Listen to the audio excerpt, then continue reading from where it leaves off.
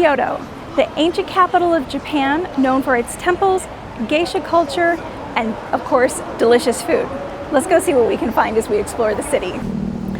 On our way over to Gion, we decided to take a little walk by the Kamo River, and we found out that Kamo means duck in Japanese, so this is basically the Duck River.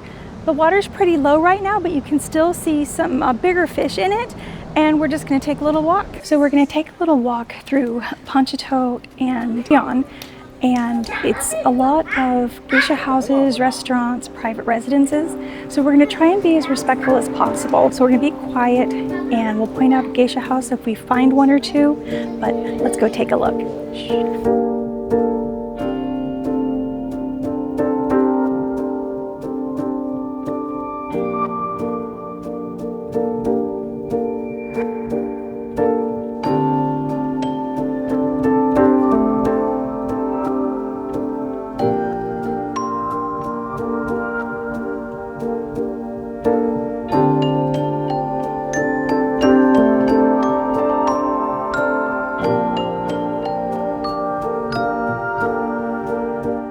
So we just walked down Shinbashi-dori Street, which is an old geisha street where there are several geisha houses, private restaurants, and private residences. And at the end of the street, there's this beautiful neighborhood shrine that protects the neighborhood.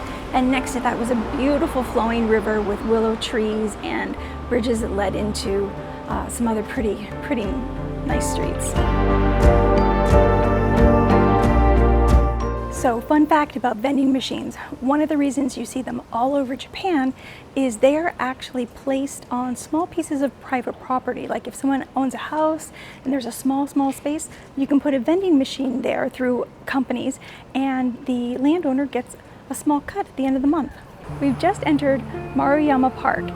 Within the park grounds, there is a Buddhist temple and a Shinto shrine. So we're gonna go check them out now.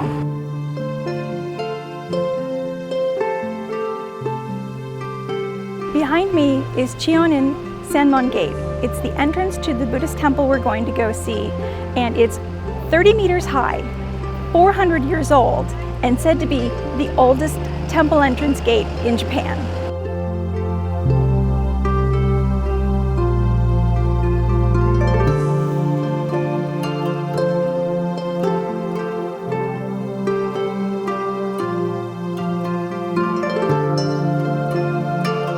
Behind me is Chion-In Buddhist Temple.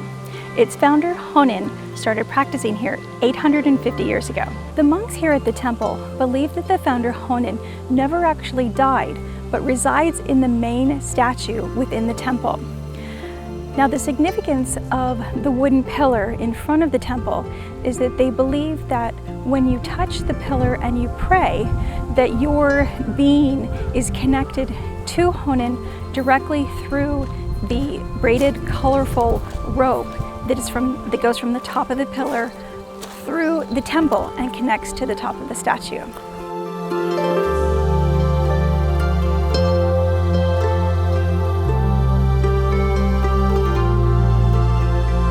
So behind me is an ossuary, which, according to Stephanie's research, is the final resting place of somebody's skeletal remains. So we think an ossuary is sort of like a tomb where people's bones are entombed, and then there's some kind of remembrance annually where there's a service and people can attend.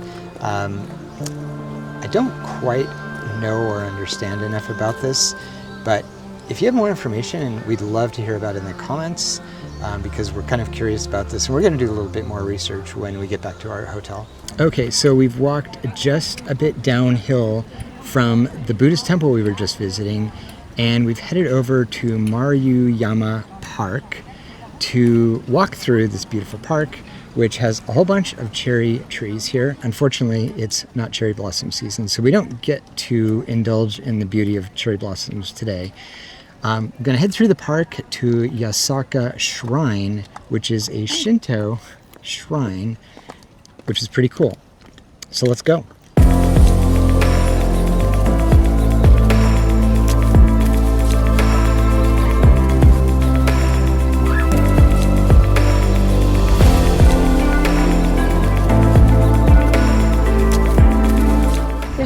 golden koi in the pond behind me. They are seen as symbols of good luck.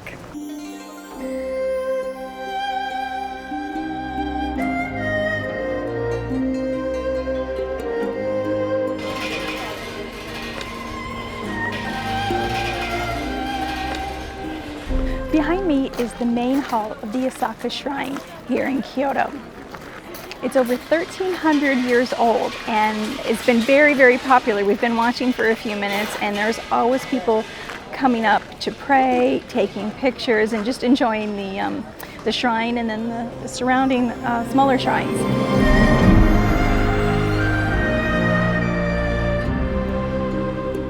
So we've had quite the day visiting the temple, the shrine, the park, really full, really beautiful.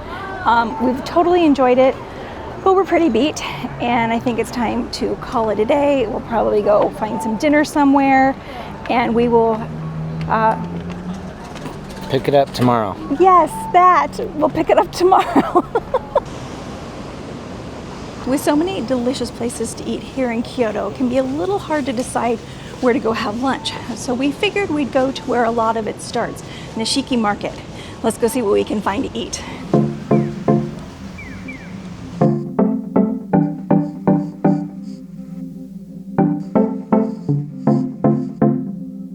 So there's been a market on this site for over 1,200 years, but this iteration's been around for about 400, with the building I think being around 1928. The market has about 130 stalls, so we shouldn't have any trouble finding anything to eat, but let's go.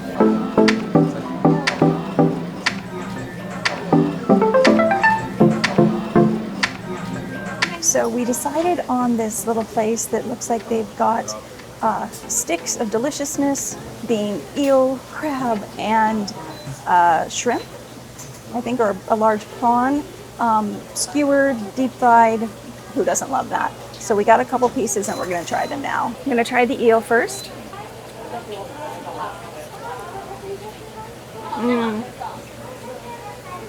Melty, tender. Oh, good sauce, not too sweet. Sometimes it can be a little sweet. I've really been wanting to try the crab. I've been seeing it a few places, so.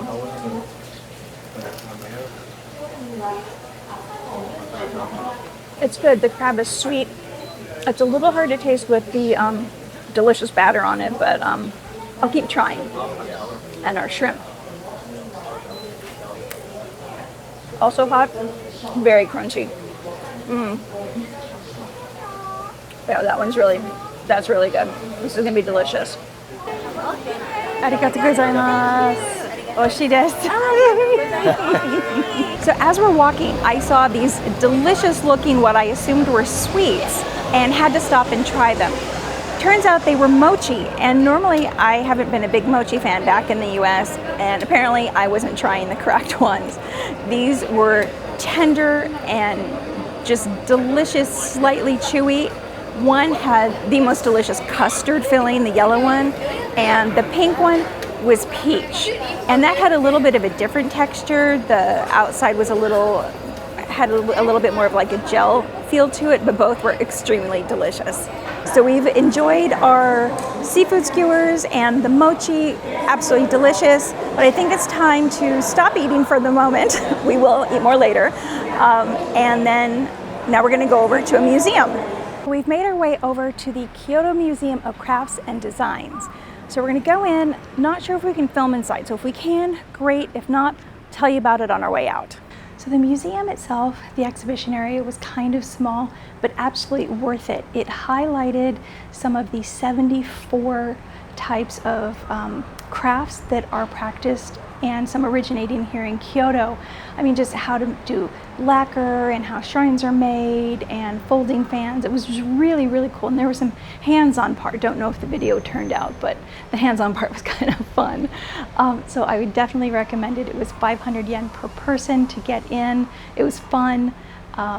So now I think we're gonna go try and find a coffee or something, take a break, and maybe head over to a shrine. We'll see. On our way over to the shrine, we grabbed a quick drink and snack, so we're refreshed and ready to go.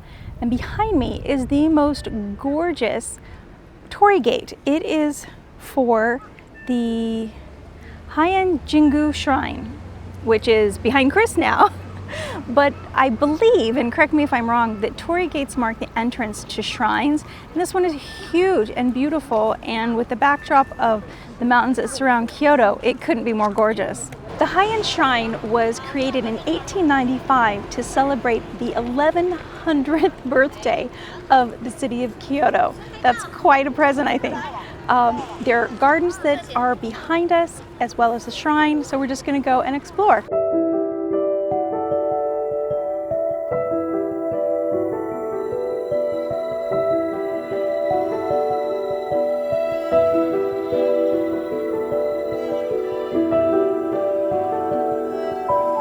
So we decided to take a walk through the gardens that surround the shrine. They're really quite expansive. They do cost 600 yen per person, which ends up being, I don't know, about $8 or so for the two of us. But they look really beautiful, so we thought it'd be worth it to check it out. So that's what we're gonna do now.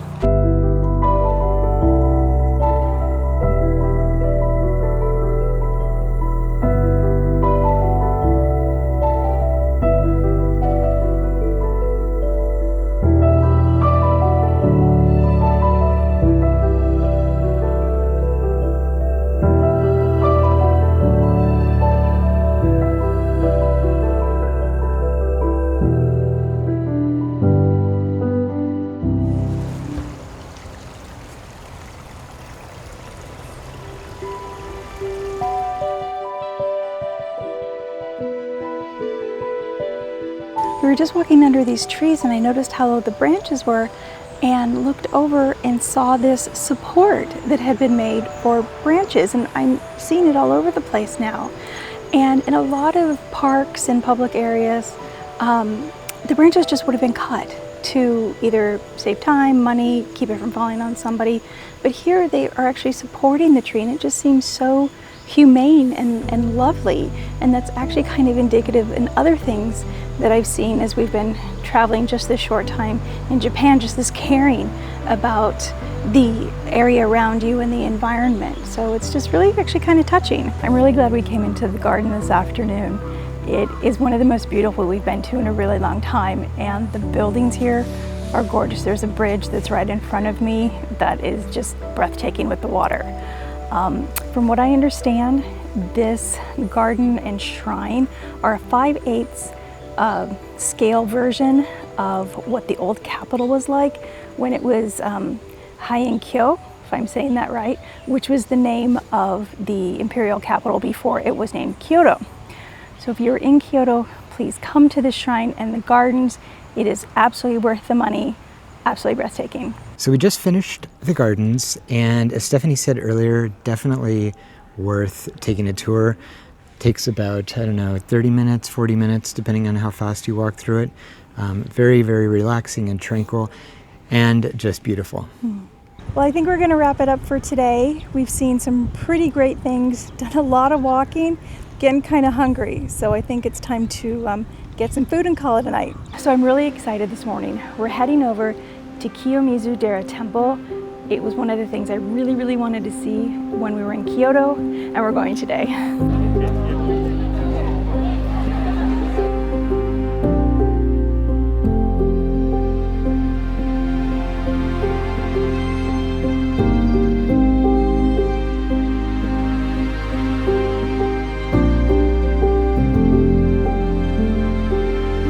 So I thought we would get ahead of the crowds by coming early, like it's before 9 o'clock, and no, I think everyone else had the same idea. It's packed here.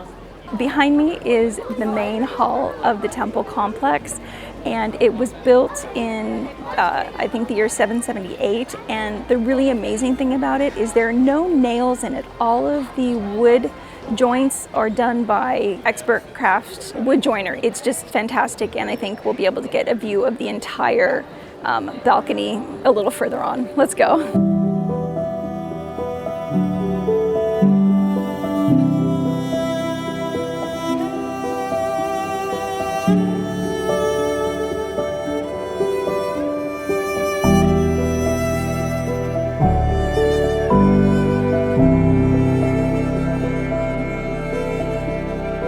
So there's a saying in English about taking the plunge, which means you take a dare, you take a risk, and you just do something. Well, the balcony behind me inspired a similar Japanese phrase, and it's believed that if someone jumps from the top of the balcony and they survive the fall, then their wish will be granted. Now, this was outlawed 150 years ago, but in the past, people really did do it.